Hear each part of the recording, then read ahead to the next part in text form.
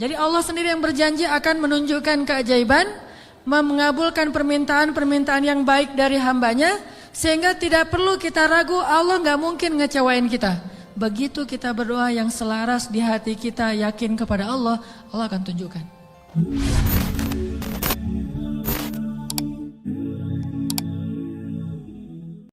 Orang kalau selaras antara lisan dan hatinya, pasti terjadi keajaiban. Kalau ketika kita berdoa, hati kita yakin seutuhnya kepada Allah, pasti Allah gak akan ngecewain kita. Gak mungkin. Allah itu gak mungkin mengecewakan kita. Allah sendiri kok yang berjanji, wa idza sa'alaka ibadi anni fa inni qarib ujibu da'watad da'. Itu Allah yang bilang, ujibu da'watad da'. Aku tuh dekat. Artinya berharaplah kepadaku gitu. Dan aku akan mengijabah setiap orang yang meminta kepadaku. Jadi Allah sendiri yang berjanji akan menunjukkan keajaiban, mengabulkan permintaan-permintaan yang baik dari hambanya, sehingga tidak perlu kita ragu Allah gak mungkin ngecewain kita. Begitu kita berdoa yang selaras di hati kita, yakin kepada Allah, Allah akan tunjukkan. Itu rahasia paling gampang untuk hidup bahagia, untuk sukses, untuk dapetin apa yang baik-baik yang kita harapin. Kalau kita ngandelin Allah banget dalam segala urusan, la yudayya'anallah, itu intinya. Allah nggak akan ngecewain kita. Manusia bisa banget ngecewain kita, bukan karena dia jahat. Kadang dia nggak ngecewain kita karena emang dia nggak mampu untuk memuaskan dan membahagiakan kita. Bukan karena dia pengkhianat. Seorang istri, seorang suami kadang mengecewakan kita bukan karena dia nggak sayang sama kita, tapi dia nggak mampu memenuhi semua kebutuhan kita. Dia terbatas. Dan justru juga banyak orang yang sengaja ngecewain kita karena dia jahat. Tapi ada juga orang baik ngecewain karena dia nggak mampu. Tapi Allah maha baik dan maha mampu. Bukan cuma maha baik. Kalau baik doang nggak mampu, ya apa bisa kita lakuin kan? Tapi kalau baik dan mampu, nggak ada batas. La haula wala quwata illa billah. Keajaiban-keajaiban yang luar biasa terjadi dalam hidup kita kalau kita mengandalkan Allah. Selaras antara lisan dengan hati kita. Andalkan Allah. Gimana caranya biar kita dapat keajaiban? Buat Allah percaya sama kita. Itu tips yang paling penting. Buat Allah percaya sama kita. Kalau Allah udah percaya, udah selesai. Kalau Allah udah radhiyallahu an, Allah udah ridha, Allah udah percaya, Allah udah mengatakan kita siddiqun. Apa itu siddiq? Orang yang benar. Berarti Allah akan tunjukkan banyak sekali kebaikan dan keajaiban dalam hidup kita. Buat Allah percaya sama kita. Sehingga Allah menyebut kita orang yang benar. Ulaika humus shadiqun. Dia itu orang yang benar. Wadhkur fil kitabi Ibrahim innahu kana siddiqan nabiyya. Ibrahim itu hambaku yang siddiq. Nih kisah Ibrahim yang luar biasa yang dulu sering kita baca. Ibrahim itu by the way orang mana? Orang mana Ibrahim teh? Orang Irak. Ibrahim aslinya dari Irak. Dari Basrah. Mirip dengan Imam Hasan al-Basri, Basrah. Jadi Ibrahim itu orang Irak. Lalu berdakwah di Irak di usia 17 tahun tuh udah mulai kayak kita lah, anak ABG tapi udah hijrah. Hijrah pemikiran tapi bukan hijrah dari dosa kepada yang baik. Hijrah pemikiran. Dari awalnya mikirnya macam-macam, agak liar gitu. Wah ini Tuhan saya, yaitu matahari. Ini Tuhan saya, yaitu bulan. Ini Tuhan saya, yaitu bintang, kan liar ya. Sampai akhirnya ini semuanya tenggelam. Tuhan saya adalah pencipta semua ini. Dan di usia segitu beliau ditaruh di dalam api dan yakin banget kepada Allah. Dia punya seorang ayah namanya Azar. Azar ini seniman nyeleneh. Kalau seniman doang masih mending kan? Ini udah seniman nyeleneh. Kalau seniman doang dia dengan artnya, dengan seninya itu hak dia. Tapi ketika dia nyeleneh, gimana? Dia membuat patung lalu menyuruh orang untuk menyembah patung buatannya. Dan dia juga tokoh agama. yang ngajarin cara nyembah patung buatannya, ngajarin doa-doanya. Sehingga orang menyembah patung buatan Azar. Lalu dia punya kedudukan di sisi rajanya, Namrud. Sehingga ketika anaknya berdakwah di sana, kedudukan Azar ini terancam. Akhirnya dia diusir. Ibrahim diusir dari Irak, disuruh pergi atau dibunuh. Akhirnya berangkatlah Ibrahim bersama 2 orang. Satu istrinya yang terkenal sangat cantik. Sampai para ulama mengatakan, belum pernah Allah menurunkan seorang wanita cantik di muka bumi secantik Sarah. Itu perempuan paling cantik yang pernah ada di muka bumi. Kalau yang paling sempurna, Asia, Maryam, Khadijah, Fatimah. Tapi kalau yang cantiknya kayak Nabi Yusuf, itu Sarah tuh. Kalau laki-laki ganteng, Yusuf. Kalau perempuan cantik itu Sarah. Simbol kecantikan perempuan di muka bumi. Bukan siapa yang di Mesir teh? Cleopatra. Cleopatra kalau di film-film mah agak-agak hitam ya. Kurang menurut saya mah.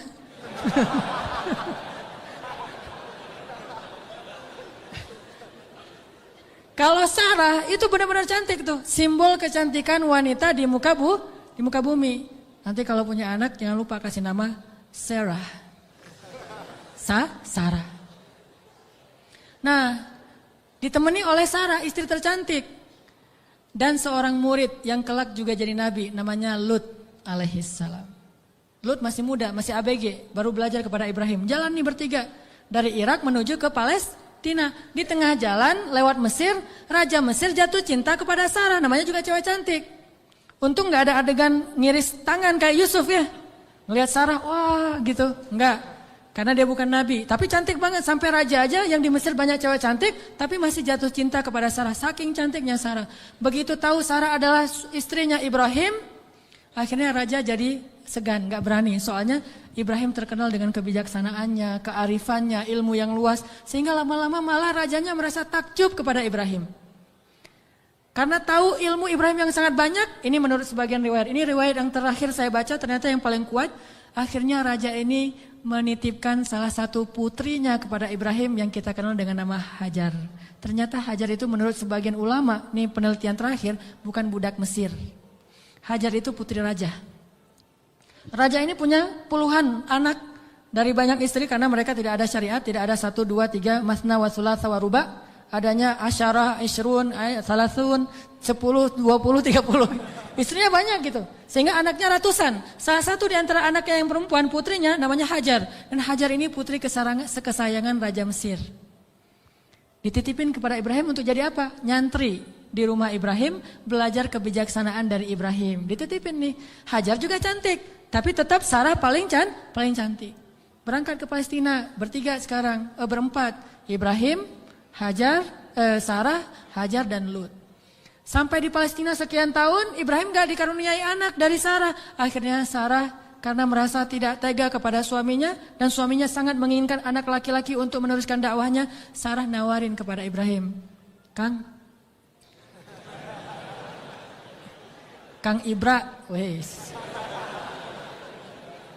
Kang Ibrahimovic kalau orang ini ya, kalau bola teh. Kang Ibra, apa neng?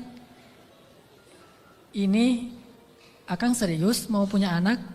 Ya serius satu neng, siapa juga yang gak mau punya anak? Ini mah kalau disundakan. Gimana kalau Akang nikah lagi? Tuh neng jangan canda tuh neng gitu. Malu-malu gitu ya. Ini senang dicerita yang gini-gini nih. Padahal saya bukan mau ngomongin ini ya, tentang la haula wala quwata illa billah, cuman agak-agak banyak gimmicknya.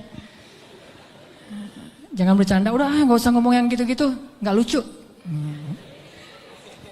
Ini emang gak lucu Kang, serius. Sambil menitikkan air mata ya. Enggak. Terus maksudnya gimana? Gimana kalau dengan Hajar?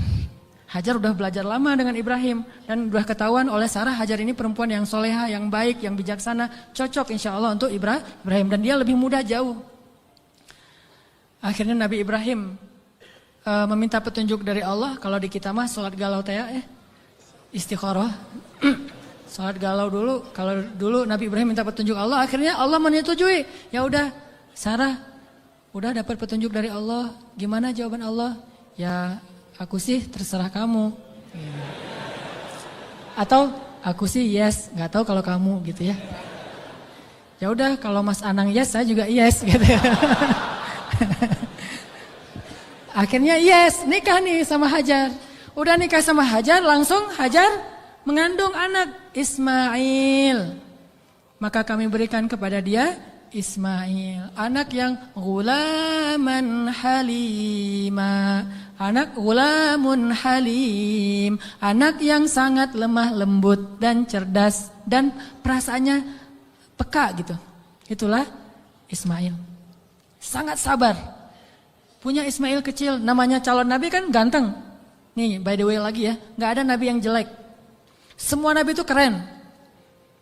Maka insya Allah dai-dai juga para pewaris nabi harus keren. Ini maksudnya apa sih? Nabi itu semuanya keren gitu ya. Jadi jangan pernah ngebayangin ada nabi yang biasa-biasa aja, tua, jelek. Semua nabi itu keren karena dia dutanya langit. Kita duta produk aja cari artis yang paling keren kan? Apalagi Allah nyari dutanya langit. Keren. Ismail kecil tuh udah luar biasa. Aura kenabiannya tuh udah kelihatan. Sehingga akhirnya membuat Sarah, ini mungkin ada benarnya juga. Kata orang dulu, kalau pengen punya anak, maka suaminya suruh nikah lagi, punya anak, nanti kepancing. Yang pertama akan punya anak. Ternyata Sarah akhirnya hamil juga kan? Nah Ismail kecil, Ibrahim senang banget punya anak laki-laki. Digendong-gendong kayak Nabi Muhammad aja, naik ke atas punggungnya, dibawa kemana-mana, dibangga-banggakan kepada orang. Ini anak saya laki-laki, Ismail anaknya Hajar segala macam. Dan banyak tetangga memuji-muji Hajar. Nah ini nih, masalahnya bukan di suami istri, tapi di tetangga. Yang bikin istrinya cemburu. Sarah mah pasti awalnya niatnya baik, gak akan cemburu. Tapi gara-gara tetangga, Hajar hebat ya, udah punya anak ganteng, mirip banget dengan Hajar gitu-gitu. Akhirnya Sarah kan jadi panas juga lama-lama tuh. Nah wajar, akhirnya Sarah mengusulkan, janganlah tinggal dengan serumah dengan saya udah gak tahan. Hening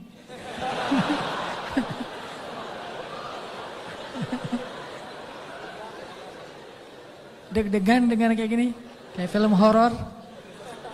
Kata Sarah, wahai, lupa, bukan wahai, Kang Ibra, Neng teh udah gak tahan serumah sama Hajar. Kenapa tuh Neng? Ya semua tetangga muji-muji Hajar. Aduh, Neng teh apa itulah? Oh ya udah, minta lagi petunjuk Allah. Akhirnya Allah kasih perintah. Perintahnya apa?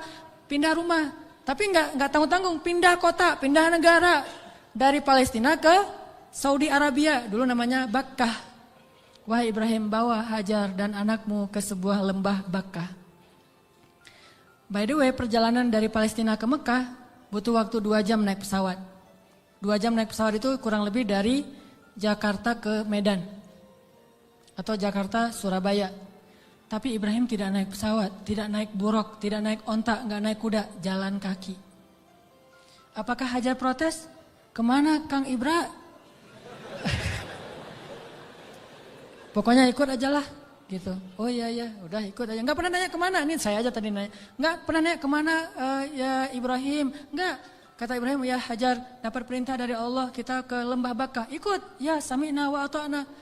Gak pernah nanya kemana, gak pernah naik apa, terus bekalnya gimana, terus gak ada rest area di mana aja, di kilometer berapa, enggak, udah aja jalan gitu. Coba bayangin suami bawa istri, kadang-kadang kesasar muter-muter, istrinya langsung, wah papa gak tahu jalan, pakai ini atuh GPS. Gak sabar ya. Atau suami ngajak jalan kemana gitu, udah mama turun di mall ini aja, nanti dijemput lagi gitu kan, minta dijemput di mall. Kalau Hajar, enggak. Mau naik apa, kemana, sami'na wa ata'na kepada suami. Ini supaya Allah percaya sama Ibrahim dan Hajar. Jalan, kira-kira dari dari Jakarta ke Surabaya jalan kaki berapa lama? Atau naik skateboard aja deh. Jalan kaki berapa lama? Tebak aja deh, 1 bulan ya. Perjalanan 1 bulan. Gak ada rest area sama sekali. Makanannya apa yang dibawa sebagai bekal? Roti keras yang kalau dimakan itu harus direndam dulu dengan air. Saking kerasnya roti supaya awet gitu. Jadi kalau udah sampai di oasis kecil, Nabi Ibrahim turun duduk bersama istrinya, bersama bayinya, rendam roti dulu sambil ngobrol-ngobrol. Wah padang pasir, ya iyalah apalagi gitu. Direndam nih roti sampai akhirnya rotinya udah agak lembut, makan. Hajar ngasih ke anaknya. Udah gitu jalan lagi sebulan, bayangin, nggak pernah nanya kemana sih Ibrahim, ini nyasar kemana sih kita, nggak bawa peta gitu, nggak sama sekali, jalan aja. Sami'na wa ata'na. Begitu sampai di sebuah lembah yang kata Allah, biwadin ghairi dzi zar'in 'inda baitikal muharram, di sebuah lembah yang tidak ada pohon apapun, pohon yang di tempat lain di padang pasir aja tumbuh, ini nggak tumbuh sama sekali, saking tandusnya. Udah sampai di lembah itu. Kemudian Ibrahim mengatakan, disinilah tempat kita. Ini rumah kedua kita. Hajar nggak pernah banding-bandingin. Oh, rumah Sarah enak tuh di Palestina. Kok saya ditaruh di sini? Enggak. Udah, oh iya, tinggal di sini teman Ismail. Dan nggak ngomong-ngomong juga, ini gara-gara Hajar, gara-gara Sarah nih. Nggak nyalahin Sarah, nggak nyalahin Ibrahim. Sami'na wa ata'na. Buktikan itu, biar Allah percaya sama kita. Kalau Allah percaya, Allah nggak akan ngecewain kita. Sami'na wa ata'na. Ya Ibrahim, ya. Tinggal di situ aja. Baru 3 hari tinggal di situ, akhirnya Ibrahim mengatakan di satu pagi, ya Hajar, aku harus kembali ke Palestina. Baru di situ Hajar tanya, setelah sebulan gak nanya apapun, taat aja.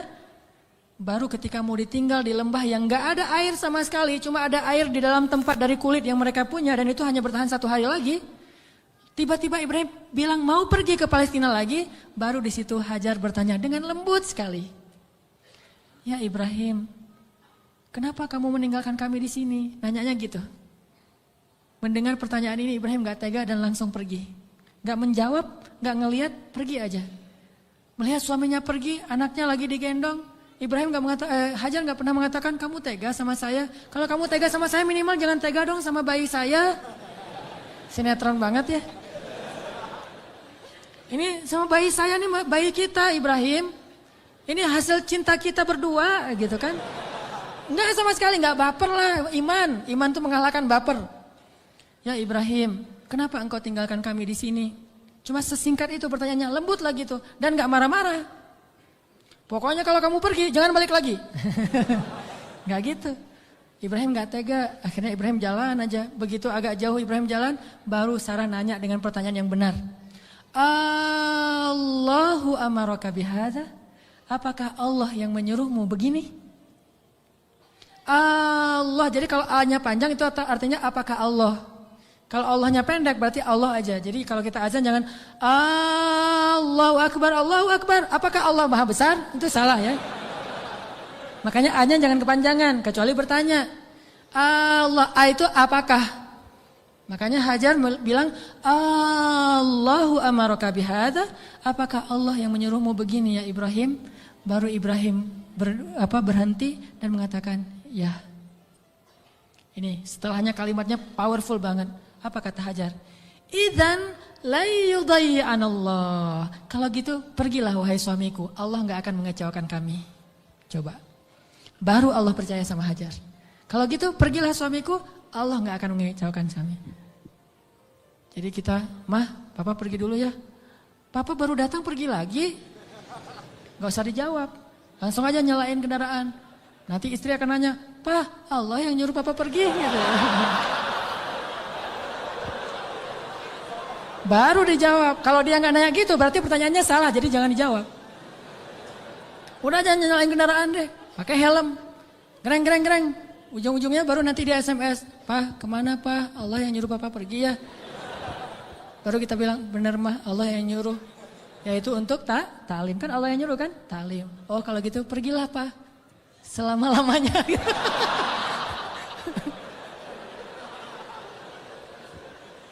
Allah gak akan mengecewakan kami, kata Hajar teh. Idzan la yudayyi'anallah. Kalau gitu Allah tidak akan mengecewakan kami. Itu kata kuncinya tuh. Dan itu enggak ngomong dengan gombal ke Allah. Allah Maha tahu isi hatinya Hajar radhiyallahu anha. Makanya Allah percaya banget sama Hajar. Akhirnya pergilah Ibrahim. Enggak ngomong, ya suamiku jangan lupa kirim SMS ya. Udah sampai di mana kan khawatir gitu. Jangan lupa kirimin bekal setiap bulan 10 juta aja, gak usah banyak-banyak. Enggak ada bekal. Tahu berapa lama Ibrahim meninggalkan Hajar di situ? 13 tahun. Enggak ada kabar, enggak ada apa-apa. 13 tahun. Kalau kita mah baru keluar 13 jam mungkin. Wah udah curiga nih. Gak pulang-pulang 13 jam, jangan-jangan pingsan lagi. 13 tahun gak pulang-pulang. Hajar ditinggalkan dengan air hanya bertahan 1 hari aja. Udah gitu Hajar gendong anaknya Ismail tinggal di situ berdua aja di tengah padang pasir. Gelap banget kalau malam dingin, kalau siang panas banget. Dinginnya itu saya karena lama tinggal di padang pasir. Gini-gini saya ini orang padang pasir ya. Jadi kalau malam dinginnya tuh sampai kayak jarum nusuk-nusuk ke kulit. Itu di padang pasir, dinginnya malam. Kalau pagi, kalau siang panasnya itu kayak kita dibakar. Ekstrim, bawa bayi. Hari pertama masih aman, masih bisa minum, rotinya direndam. Hari kedua habis air, Ismail menangis. Panik kan? Ini gimana nih? Air cari di mana? Lari-lari yang kita tahu, naik ke atas bukit. Di mana ada burung yang kalau ada burung berarti pertanda ada air. Nggak ada burung, tapi ngelihat genangan air, turun lari. Karena pengen mendapatkan air buat anaknya yang masih kecil. Sayang banget sama Ismail. Pas turun lari ternyata nggak ada apa-apa. Naik lagi ke bukit berikutnya yang namanya Marwah. Turun mondar-mandir. Kenapa sampai 7 kali di tempat yang sama? Saking paniknya. Ismail terus dari kejauhan terdengar suaranya menangis. Pas Hajar sampai di bukit Marwah, suara tangisan itu hilang. Mulailah Hajar was-was dan khawatir. Jangan-jangan Ismail sudah meninggal karena kehausan. Akhirnya Hajar berlari ke arah Ismail. Ketika dia mendekat, dia melihat seorang laki-laki bertubuh yang gagah gitu. Dia pakai baju jubah berwarna putih, dia pakai sorban berwarna putih, seperti saya pulang dari masjid. Malaikat, kalau ini malaikat beneran. Kalau tadi kata anak kecil, oh malaikat lewat gitu. Kalau ini malaikat beneran. Dan dia memberi minuman kepada Ismail. Dialah Jibril alaihissalam. Tapi Hajar kan nggak tahu itu Jibril. Dikirain orang yang mau perdagangan manusia atau apa gitu. Datang Hajar ke arah Ismail. Tiba-tiba laki-laki itu menghilang. Namanya juga malaikat, tling gitu aja hilang gitu. Udah hilang, dilihat di bawah kaki Ismail ada mata air yang kita sebut Zam-Zam. Minumlah, mulailah peradaban di situ. Dan Zam-Zam ini mata air paling ajaib di dunia. Paling berkah, seberkah susu ibu kepada anaknya. Kenapa saya bilang berkah? Dia keluar sesuai dengan kebutuhan. Ketika jamaah haji ramai di kota Mekah sampai 3 juta orang, mereka tidak kekurangan air Zam-Zam. Masing-masing minum, setiap datang ke masjid minum Zam-Zam, pulang dari masjid minum Zam-Zam, pulang ke kampung halaman bawa Zam-Zam 1 liter, 5 liter, 10 liter, kan? 3 juta orang tapi nggak pernah kurang dan nggak pernah kering air Zam-Zamnya. Keluar terus untuk 3 juta orang. Begitu musim haji selesai, Zulhijjah berlalu, berganti dengan bulan Muharram, di stoplah haji dan belum dibuka visa umroh. Sehingga Mekah sepi. Kalau kita umroh di waktu itu yaitu umroh transit, kita bisa cium Hajar Aswad setiap kali kita putaran tawaf. Saking sepinya. Tapi air Zam-Zam tidak membanjiri kota Mekah. Kalau lagi rame, keluar banyak. Kalau lagi sedikit, keluar sedikit. Air yang sangat berkah, keajaiban dari Allah. Akhirnya tinggallah di situ. Yang luar biasa, 13 tahun tidak dijenguk oleh suaminya, Hajar nggak pernah ngejelek-jelekin ayahnya Ismail di hadapan Ismail. Kamu harus tahu, kamu nggak boleh seperti ayahmu nanti kalau udah gede. Enggak sama sekali. Ini imajinasi sejarah ya, biar kita tahu gimana sebenarnya Hajar. Saya nggak, walaupun ini agak herei tapi serius. Biar kita kebayang gimana solehanya Hajar. Kan bisa aja normalnya perempuan akan bilang, pokoknya mama kecewa banget. Jangan sampai kamu mengulangi ini kepada istrimu. Hati perempuan. Gak pernah ngomong kayak gitu. Padahal pantas gak sih Hajar kecewa? Pantas ya, 13 tahun gak ada berita. Dan secara fikih itu udah bisa meminta cerai loh. Secara fikih udah bisa khulu itu minta cerai kepada hakim. Tapi Hajar tidak sama sekali menjelekkan Ibrahim di hadapan anaknya. Apa buktinya? Ketika 13 tahun kemudian datang Ibrahim, Ismail akrab-akrab aja sama ayahnya. Ayah gitu. Oh ini nih mah orangnya nih mah. Nah. Wah udah nih, kan Ismail udah gede, 13 tahun orang Arab mah kan beda sama kita, 13 tahun kita kan masih culun. 13 tahunnya orang Arab itu udah memimpin pasukan seperti Usamah bin Zaid, cucunya Rasulullah, cucu angkat, udah memimpin pasukan tuh 13 tahun usianya. Jadi udah gagah dan bahasa Allah itu ketika Ismail sudah berusia sebaya, artinya udah gagah gitu. Coba, Ibrahim waktu itu usianya berapa? 101 tahun. Ketemu kakek-kakek 101 tahun, mah yang mana orangnya? Ini. Kan bisa aja kan? Enggak. Mah, siapa itu? Itulah ayahmu Ibrahim, wahai Ismail. Ayah, langsung datang, cium tangannya. Ayah, gitu. Enggak ada seusan sama sekali. Itu hasil pendidikan Hajar yang luar biasa loh kepada anaknya. Dan bukti yang lebih berat lagi, 3 hari kemudian Ibrahim mimpi menyembelih anaknya. Dan tahukah kita apa jawaban anak itu? Wahai ayahku tersayang. Bahasanya ya abati. Bukan ya terserah ayah deh. 13 tahun ditinggalin, sekarang mau nyembelih lagi. Ini bukan hasil pendidikan Ibrahim nih. Ini anak hasil pendidikan Hajar banget nih. Bukan Ibrahim yang mendidik dia, tetapi Hajar. Ibrahim mendoakan dia. Pelajarannya apa? Pendidikan anak yang paling berpengaruh itu dari ibu. Tapi doa adalah dari ayah. Rabbi habli minas solihin. Ibrahim yang mendoakan dia dari langit. Hajar yang mendidiknya di bumi. 13 tahun akhirnya kata dia, ya abati, wahai ayahku tersayang. If'al ma tu'mar, lakukan apa yang diperintahkan kepada ayah. Satajiduni insyaallah minas sabirin.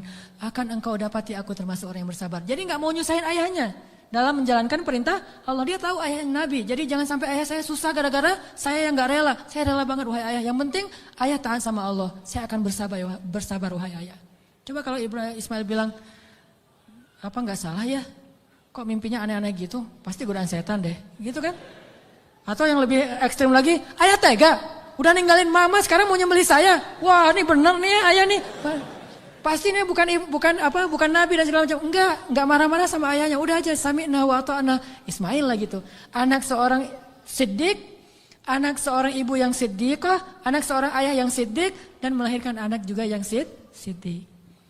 Dan itu bukan basa-basi ya, benar-benar dibawa ke sebuah jabal kurban namanya bukit di daerah Arafah. Di sana Ibrahim udah mengasah parang, golok.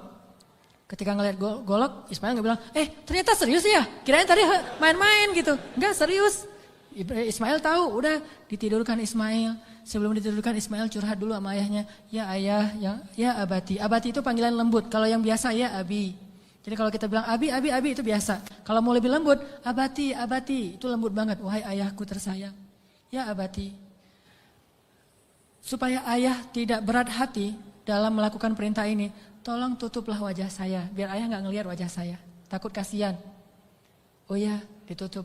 Wahai ayah, tutup tubuh ayah dengan kain supaya darah saya tidak mengenai baju ayah dan dilihat oleh ibu, nanti ibu jadi sedih. Ditutup.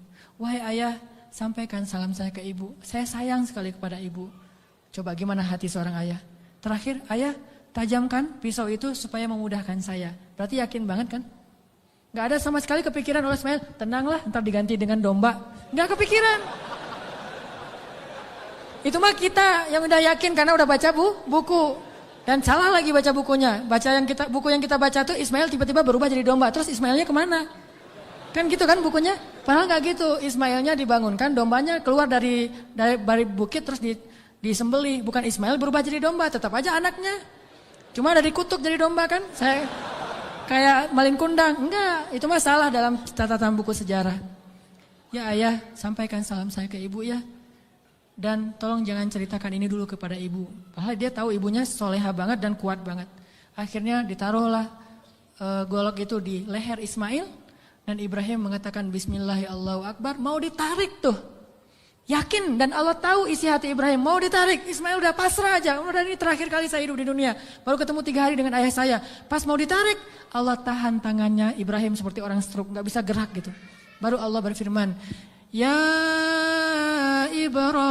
Ibrahim, qad saddaqtar ru'ya. Engkau sudah membenarkan perintah. Allah udah percaya sama Ibrahim sekarang. Ditahan. Akhirnya kata Allah, angkat Ismail. Ini adalah balaun mubin. Inilah ujian yang berat untuk melihat siapa yang benar-benar beriman. Gitu cara Allah percaya sama kita. Lewat ujian hidup kita. Lewat masalah-masalah kita. Apakah kita masih yakin sama Allah? Sampai ke titik darah penghabisan masih yakin sama Allah? Justru di titik itulah nanti Allah percaya sama kita. Allah ganti semua musibah itu sebagai rahmat. Allah kasih dia seekor domba yang sangat besar. Dan kelak itu menjadi syariat yang sangat indah bagi kaum muslimin.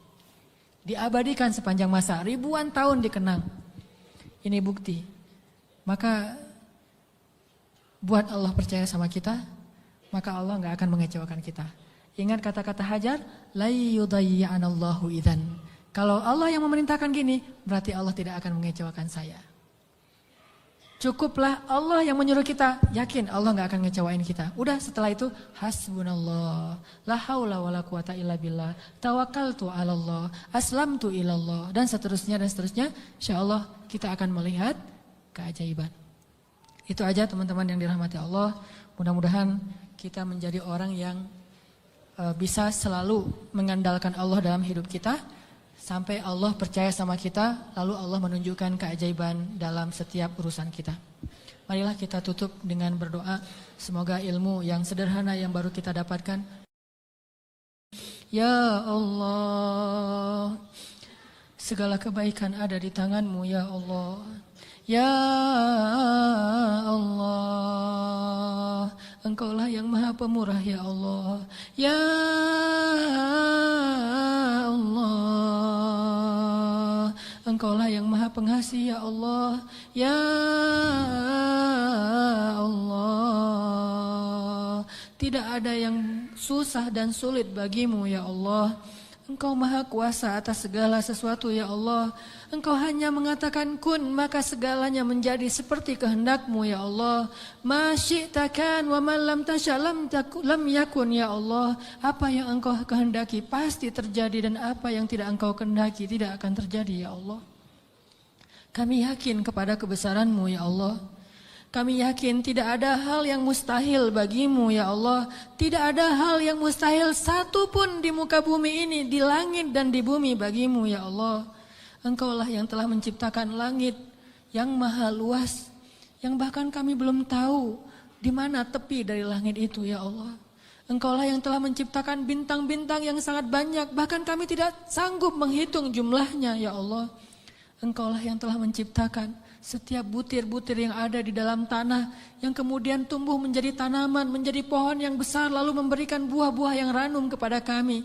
Engkaulah yang telah memberikan janin di dalam rahim para perempuan-perempuan yang Engkau kehendaki, yang dengan itu Engkau menciptakan manusia dengan bentuk yang sempurna. Engkaulah yang maha kuasa atas segala sesuatu ya Allah.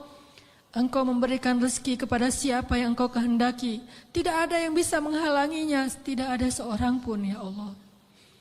Engkau punya segala cara, bahkan kadang Engkau tidak perlu cara untuk memberikan kebaikan kepada hamba-Mu. La haula wa la quwata illa billah.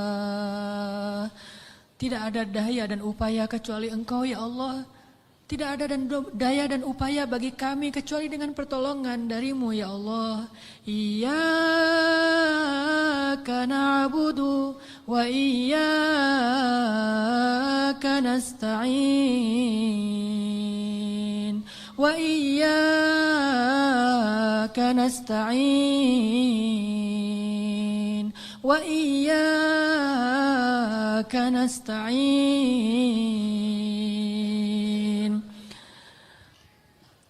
Ya Allah, sesungguhnya salat kami, ibadah kami, ruku dan sujud kami, hidup kami persembahkan untuk-Mu ya Allah.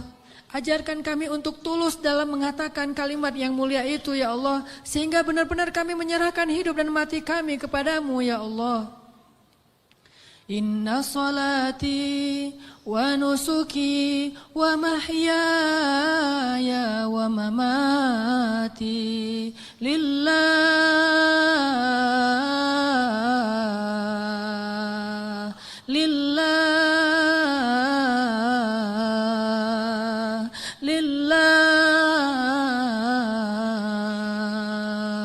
wa mahyaya wa mamati lillahi rabbil alamin. Ya Allah ya Arhamar Rahimin, kuatkanlah hati kami dalam keimanan ya Allah. Kami tidak tahu bagaimana keadaan kami di akhir hayat kami nanti. Bisa jadi saat ini kami menjadi orang-orang yang dekat kepadamu. Tiba-tiba di akhir hayat kami menjauh darimu. Dan tidak ada yang bisa menyelamatkan kami hari itu kecuali Engkau ya Allah. Bisa jadi sekarang kami rajin ke masjid, sholat berjamaah. Tetapi di akhir hayat kami berputus asa sehingga kami meninggalkan panggilan-Mu ya Allah.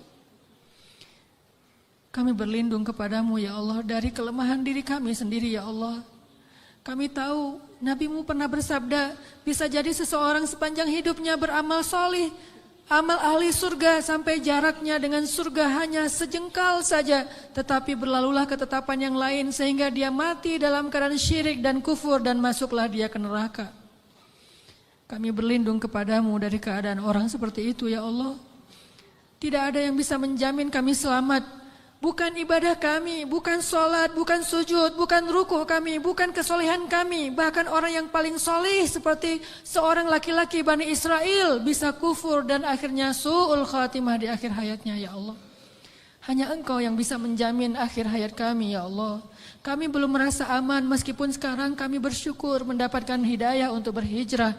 Tetapi tidak ada yang menjamin kami bisa istiqomah seperti ini sampai akhir hayat ya Allah. Ya muqallibal qulub, ya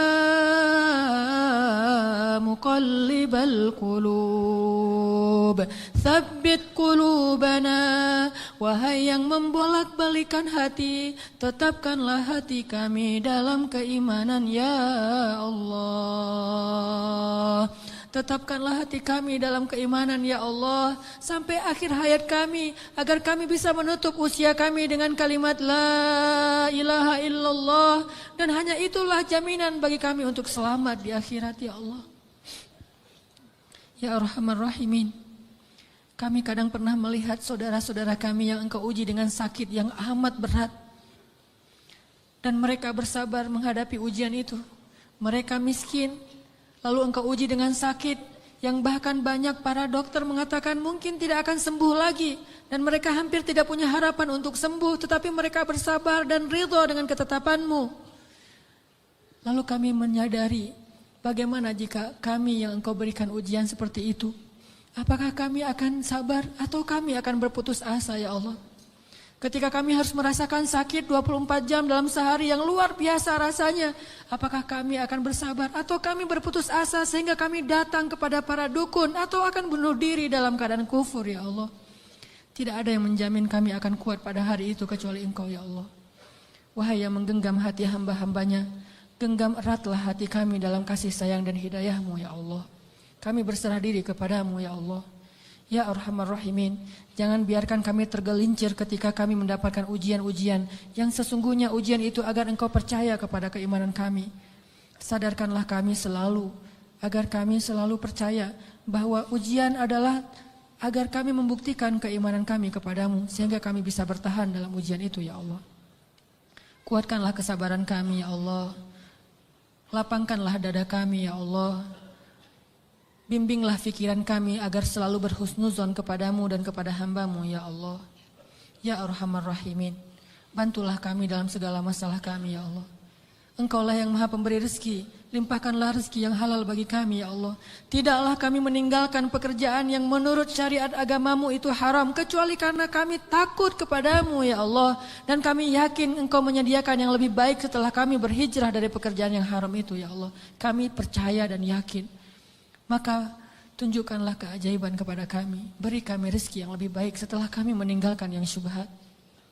Ya Arhamar Rahimin, di antara kami ada yang berharap sekali Engkau anugerahkan keluarga yang menyejukkan mata. Anugerahkanlah keajaiban kepada kami. Berikan kepada kami pasangan-pasangan yang menyejukkan hati kami. Mungkin kami mencintai seseorang karenamu, tetapi dia tidak tahu tentang perasaan kami. Beritahu kepadanya ya Allah, karena tidak tahu bagaimana cara kami mendekatinya kecuali mendekat kepada Rabb-Nya ya Allah. Engkaulah Rabb hati segala makhluk-Mu ya Allah. Ya Allah, jadikanlah kami termasuk orang-orang yang Engkau bimbing perasaannya agar selalu mencintai yang Engkau cintai ya Allah. Ya Arhamar Rahimin, anugerahkanlah juga untuk kami. Jika di antara kami ada yang sedang sakit, beri kami kesabaran dan kesembuhan ya Allah. Jika di antara kami ada yang telah wafat, maka rahmatilah saudara kami yang telah kembali kepadamu ya Allah. Ya Arhamar Rahimin, ampunkanlah dosa ayah dan ibu kami ya Allah. Bagaimanapun juga, karena jerih payah, keringat, darah, air mata mereka kami tumbuh menjadi orang yang seperti sekarang ini ya Allah. Menjadi orang yang insya Allah dengan seizin-Mu menjadi orang yang bahagia ya Allah. Karena perjuangan orang tua kami lah akhirnya kami bisa hidup layak ya Allah. Walaupun kami sering mengkufur dan mengingkari kebaikan orang tua kami ya Allah. Ya Arhamar Rahimin, kami tidak sanggup membalas kebaikan orang tua kami. Kami hanya mampu mendoakan kebaikan untuk mereka ya Allah. Ampunkanlah dosa ibu kami ya Allah. Ampunkanlah dosa ayah kami ya Allah. Ampunkanlah dosa guru-guru kami ya Allah. Ampunkanlah dosa pasangan kami, suami dan istri kami ya Allah. Ampunkanlah dosa anak-anak kami ya Allah.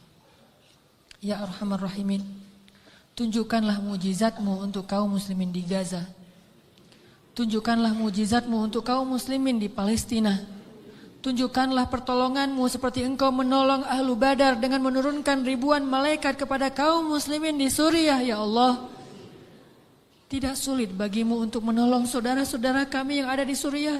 Senjata-senjata orang kafir tidak ada apa-apanya dibandingkan kebesaran-Mu ya Allah. Kami percaya kepada kemahaagungan dan kekuatan-Mu yang tidak ada bandingannya ya Allah. Engkau dengan mudah menghancurkan pasukan Ahzab. Engkau dengan mudah membobol benteng-benteng Konstantinopel. Engkau dengan mudah menghancurkan orang-orang kafir di padang Badar. Engkau dengan mudah menghancurkan benteng-benteng Yahudi di Khaybar. Mudah bagimu ya Allah. Sangat mudah bagimu untuk menghancurkan orang-orang yang memusuhi kaum muslimin. Tapi kami sadar, jika Engkau memberikan ujian kepada kaum muslimin hari ini, sesungguhnya Engkau menginginkan agar kami menunjukkan persaudaraan di antara kami. Agar kaum muslimin yang ada di Indonesia berempati dan mereka mau membantu saudaranya di Palestina, Suriah, Irak, Yaman, dan seluruh dunia ya Allah. Engkau ingin menghubungkan hati-hati kaum muslimin dengan ujian ini. Kami tahu ya Allah. Tetapi kami tetap berharap bantuan dan kasih sayang-Mu ya Allah. Sadarkanlah kaum muslimin. Mungkin tidak banyak berita yang menyiarkan tentang keadaan saudara kami di Suriah. Tetapi hati kami tidak tertutup untuk mereka ya Allah. Ajarkanlah kaum muslimin untuk menyayangi saudaranya seperti satu jasad ya Allah. Berikanlah kemampuan kami untuk bisa membantu kaum muslimin di seluruh dunia. Dan bantulah kaum muslimin di seluruh dunia dengan kesabaran, dengan ketabahan, dengan kekuatan dari-Mu ya Allah. Kami yakin mungkin Engkau lebih mencintai orang-orang di Palestina daripada kami, sehingga Engkau mengambil nyawa mereka dalam keadaan syahid. Maka sayangilah kami seperti mereka, sehingga Engkau kelak memberikan kami pahala syahid karena kami menolong mereka ya Allah. Rabbana zalamna anfusana wa illam taghfir lana wa tarhamna lanakunanna minal khasirin. Maafkanlah kami ya Allah, jika selama ini kami masih ragu kepadamu ya Allah. Kami masih bimbang dan ragu kepada kebesaran-Mu ya Allah. Mulai sekarang kami akan belajar yakin kepadamu. Belajar selalu mengandalkan-Mu dalam segala urusan kami. Kami tidak akan bergantung kepada makhluk. Kami bergantung kepadamu. Kalaupun kami menggunakan makhluk, kami bekerja sama dengan manusia, itu karena perintah-Mu, bukan karena kami ragu kepadamu ya Allah. Rabbana atina fid dunya hasanah wa fil akhirati hasanah wa qina adzabannar. Ya Allah, jadikanlah kami laki-laki yang selalu percaya kepada kebesaran-Mu. Anugerahkanlah kepada kami istri seperti Hajar. Anugerahkanlah kepada kami anak laki-laki seperti Ismail. Dan anugerahkanlah kepada kami suami seperti Ibrahim. Anugerahkanlah kepada kami orang-orang yang selalu percaya kepadamu. Dan jadikanlah kami termasuk di antara orang-orang yang beriman. Ya Rabbana, beri kami hasanah di dunia, hasanah di akhirat, dan jauhkanlah kami dari api neraka. Alhamdulillahirrabbilalamin. Teman-teman yang dirahmati Allah, setelah kajian ini, oleh-oleh yang kita bisa bawa pulang, selalulah mengandalkan Allah dan bersabarlah dengan ujian. Buat Allah percaya kepada kita, kemudian tunggulah keajaiban terjadi dalam kehidupan kita. Mudah-mudahan ilmu yang malam ini kita dapatkan benar-benar mengubah kehidupan kita menjadi lebih baik, memperbaiki keimanan kita, memperbaiki akhlak kita. Barakallahu fiikum, subhanakallahumma wa bihamdika, asyhadu an la ilaha illa anta, astaghfiruka wa atubu ilaik. Assalamualaikum warahmatullahi wabarakatuh.